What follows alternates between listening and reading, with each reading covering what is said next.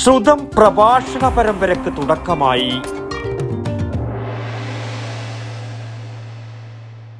ആരോഗ്യരംഗത്തെ ജനകീയ നാമധേയം പ്രിയദർശിനി ഹോസ്പിറ്റൽ പയ്യന്നൂർ.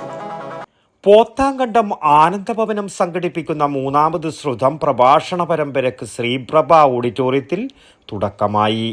9 ദിവസങ്ങളിലായി നടക്കുന്ന പരമ്പരയുടെ ഔപചാരികമായ ഉദ്ഘാടനത്തിൽ Cheemeni jail superintendent KB Ansar, Nileshwaram municipal chairman PP Muhammad Rafi, doctor VC Raveendran എന്നിവർ സംസാരിച്ചു. ഏറെ വ്യത്യസ്തമായ വിഷയങ്ങളിൽ കേരളത്തിലെ പ്രഗത്ഭരായ പ്രഭാഷകന്മാരെ അല്ലെങ്കിൽ ചിന്തകന്മാരെ ഉൾപ്പെടുത്തിക്കൊണ്ട് പ്രഭാഷണ പരമ്പരകൾ സാധാരണ വർഷങ്ങളായിട്ട് ഇവിടെ നടന്നുകൊണ്ടിരിക്കുകയാണ്. ഏറെ പ്രത്യേകതയുള്ളത് കേൾക്കുക എന്ന് പറയുന്നത് മനുഷ്യനെ സംബന്ധിച്ചിടത്തോളം ഏറെ പ്രധാനപ്പെട്ട ഒന്നാണ്. കേൾവി അല്ലെങ്കിൽ കേൾക്കാനുള്ള ക്ഷമ പുതിയ കാലത്ത് പ്രത്യേകിച്ച് മനുഷ്യരിൽ കുറഞ്ഞുകൊണ്ടുവരുന്ന കാലം കൂടിയാണ്. പറയുന്നത് പറയുക എന്നതും കേൾക്കുക എന്നുള്ളതും ഏറെ പ്രധാനമാണ്.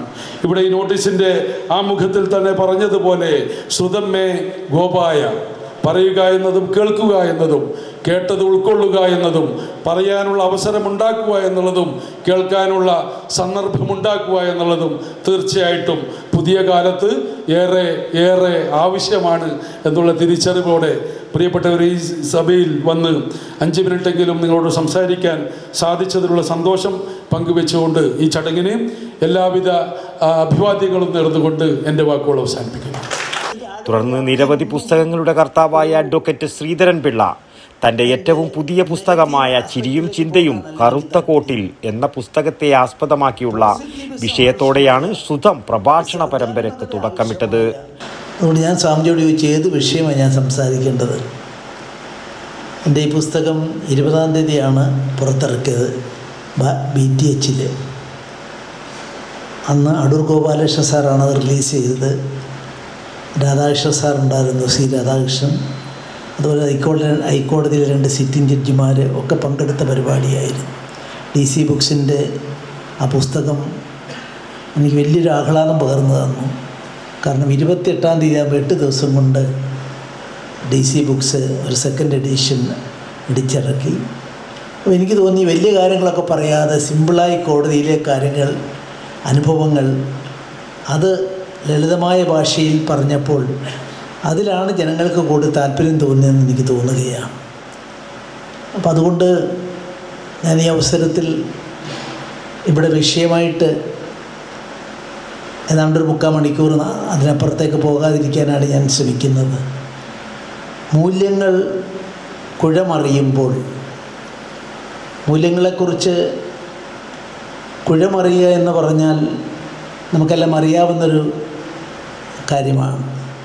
നമ്മുടെ ശരീരത്തിൽ ഒരു ഉളുക്ക് പറ്റുമ്പോൾ കുഴമറിഞ്ഞാൽ അത് നേരെയാക്കി വയ്ക്കാനൊക്കെ സാധിക്കും. അതുകൊണ്ട് ശാശ്വതമായ നഷ്ടമല്ലെങ്കിലും വ്യക്തി ജീവിതത്തിലും സാമൂഹിക ജീവിതത്തിലും കുഴമറിയുന്നത് ഒരു വലിയ വേദനയുണ്ടാക്കുന്ന, ശരിയാക്കിയില്ലെങ്കിൽ അപകടമുണ്ടാക്കുന്ന ഒന്നാണെന്നുള്ളത് കൊണ്ടാണ് ഞാൻ മൂല്യങ്ങൾ കുഴമറിയുമ്പോൾ എന്ന ഒരു വിഷയത്തിൻ്റെ അടിസ്ഥാനത്തിൽ ഏതാനും കാര്യങ്ങൾ നിങ്ങളുടെ മുമ്പിൽ. പയ്യന്നൂർ ചരിത്രമുറങ്ങുന്ന പ്രദേശമാണ്. നാടിനു വേണ്ടിയുള്ള സമർപ്പണത്തിൽ വ്യത്യസ്ത രാജനൈതിക കാഴ്ചപ്പാടിലൊക്കെ ഏറ്റവും ശക്തമായി പ്രതികരിക്കുന്ന ആളുകളുള്ള പ്രദേശമാണ്. അവിടെ ഇപ്പോൾ 7:45 ഞാൻ ആ സമയത്തിനുള്ളിൽ അത് പറയാനാണ് ശ്രമിക്കുന്നത്. മൂല്യം എന്ന വാക്കിന് സാധാരണഗതിയിലുള്ള അർത്ഥം നമുക്കെല്ലാം അറിയാം. ഒന്നിൻ്റെ വില, ക്രയശക്തി എന്നൊക്കെയാണ് അതിന് പറയാൻ സാധിക്കുക. പക്ഷെ നമ്മുടെ നാട്ടിൽ നമ്മുടെ ഭാരതീയ പൈതൃകവും നമ്മുടെ പൂർവികരുടെ പ്രവർത്തനങ്ങളും എല്ലാം പരിശോധിക്കുമ്പോൾ വർത്തമാനകാല രാഷ്ട്രീയം ഉൾപ്പെടെയുള്ള മേഖലയിൽ മൂല്യങ്ങളാണ്, value based politics, value based approach സമസ്ത മേഖലകളിലും ആ മൂല്യങ്ങൾ നഷ്ടപ്പെട്ടു പോകാതെ സൂക്ഷിക്കാനാണ് എല്ലാവരും ഉള്ളുകൊണ്ട് ആഗ്രഹിക്കുന്നത്. പലപ്പോഴും നമ്മുടെ ആഗ്രഹങ്ങൾക്കനുസരിച്ചായിരിക്കില്ല കാര്യങ്ങൾ പോകുന്നത്. അതുകൊണ്ട് മൂല്യം എന്നതിൻ്റെ ആ മഹത്തായ അർത്ഥം, അതിൻ്റെ വിശാലമായ അർത്ഥം, അതിൻ്റെ ഘനഗാംഭീര്യമുള്ള അർത്ഥം, ആ നിലക്കാണ് ഞാൻ ഇതിന് ഈ തലവാചകം കൊടുക്കാൻ ഇടയായത്.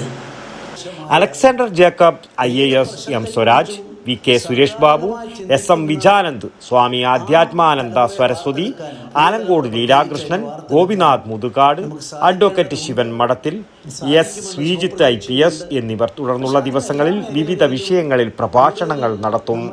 News bureau, Payyanur. പച്ചക്കറി മേടിക്കുന്ന പരിപാടിയല്ല ഗോൾഡ് മേടിക്കുക പറഞ്ഞാൽ കൃത്യമായിട്ട് നോക്കണം. 916 ഉണ്ടാ, ഹോൾമാർക്ക് ഉണ്ടാ, ഗുണമേന്മ ഉണ്ടോന്നും കൂടി കൃത്യമായിട്ട് നോക്കണം. നമ്മൾ നോക്കി മേടിക്കാൻ പഠിച്ചിനാട്ടാ. കണ്ണൂർ ജില്ലയിലെ പയ്യന്നൂരില് ആദ്യത്തെ ഏറ്റവും വലിയ ഹോൾസെയിൽ ജ്വല്ലറിയായ കല്ലറയ്ക്കൽ റീഓപ്പൺ ചെയ്തതായിട്ട് അറിഞ്ഞില്ലേ? ഹോൾസെയിൽ പണിക്കൂലിയിൽ ആഭരണങ്ങൾ നമുക്ക് അവിടെ നിന്ന് കിട്ടും. Kallarickals gold park, manufacturers and wholesalers. ഇനി ഓരോ തരി പൊന്നും വാങ്ങാം ഹോൾസെയിൽ വിലയിൽ.